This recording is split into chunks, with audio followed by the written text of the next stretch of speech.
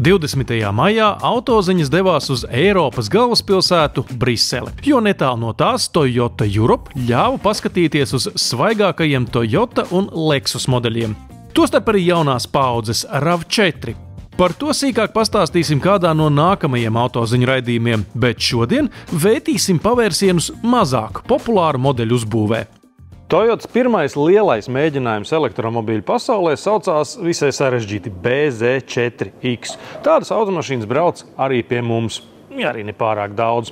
Un izrādās, ka no šī koncepta var izspiest ko vairāk. Un šodien Briselē mēs redzam jauno BZ4X Touring. Tas ir par 14 cm garāks un, kas dīvaini, arī par 2 cm augstāks.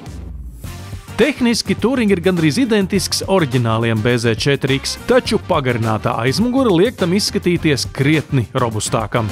Faktiski BZ4X kļūst par paaugstinātas pārgājumības universāli, kāda Toyotai tā īsti nekad nav bijis. Kā jau daždien gadās, pagarinātā versija savā ziņā ir pat tāda izskatīgāka un pārliecinošāka par standarta BZ4X, un, protams, lielākais iegums ir aiz šīm durvīm, tāpēc, ka mums ir pamatīgs bagāžnieks. Šī ir tāda īsteni ģimeniska un ceļojuma versija, lai arī elektriska. Un, protams, ka būs pieejama arī pilnpiedziņā. Un te, runājot par pilnpiedziņu, mēs nonākam pie jautājuma, vai BZ4X Touring būs pieejams arī kā Subaru.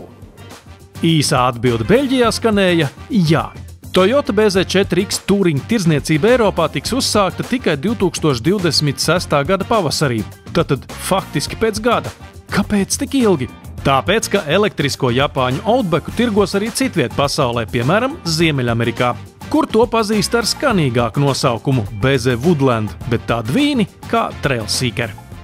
Jāsaka, kā ir iekšpusē un šādā krāsā, tas BZ4X Touring vēl vairāk atcīt Subaru, bet tas jau nav slikti. Te mums ir tāda piedzīvojuma krāsa, vai ne? Mums jau patīk, ka kaut kas tāds brūns un zaļš, tad mēs uzreiz domājam par kaut kādiem izbraukumiem zaļumos, ceļojumiem, kanoja laivas, teltis un viss pārējais. Patiesībā ir vēl viena lieta. Šī daļa un arī ekrāns ir modernizēta salīdzinot ar pašu pirmo BZ4X, tā kā progress ir novērojams arī vadītāja saskarnēs un salonā. BZ4X Touring kabīne būtībā ir Toyota Kenshiki prezentācijā atklātā arī elektriskā CHR Plus interjers, taču tehnika atšķiras. Tiklīdz internetā parādījās pirmās Toyota BZ4X Touring bildes, tā sākās ņaudēšana par to, kāpēc tik forša un praktiska automašīna nevarētu būt ar iekšdedzes dzinēju. Taču mēs zinām, ka šis modelis ir izstrādāts kā elektromobils un nevar kļūt par benzīna automašīnu pat hibrīdā. Taču ir arī labas ziņas, jo reizē ar Touring virsbūvi ir parādīsies arī lielākas ietilpības baterija. Un tas nozīmē, ka vislabākajā variantā tāds automobīls ar vienu uzlādi var nobraukt līdz pat 560 km.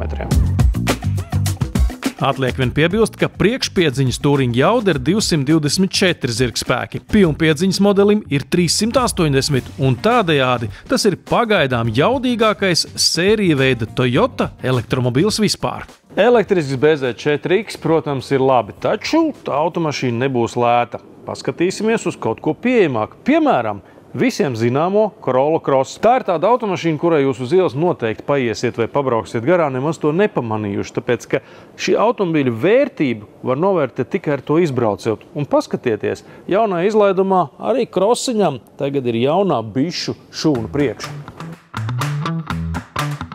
Restīti, bet šo, man liekas, jūs gan negaidījāt. Paskatieties, kāda jaunā Corolla Cross ir gaismas tehnika. Lampas pār pa visu priekšu, gluži kā galvenajam konkurentam, un tepat arī tādi LED elementi, kādus es pirmajā šīs automašīnas izlaidumā vispār nespēju iedomāties. Aizmugurē lukturi pieskaņoti jaunajai LED optikai priekšā.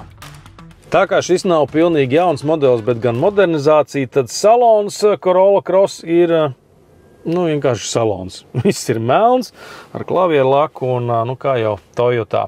Un, protams, gribētos kaut ko priecīgāk, ja sevišķi, ja mēs esam redzējuši, cik tomēr krāsains un interesants var būt, piemēram, jaunā BZ4X interjers. Un, izrādās, ir variants.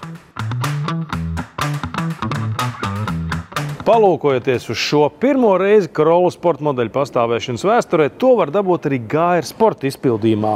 Ir citādi reste un, protams, priekšā arī zīmīti. Jā, un pirms jūs pajautājat, salonā ir GR sporta sēdekļi.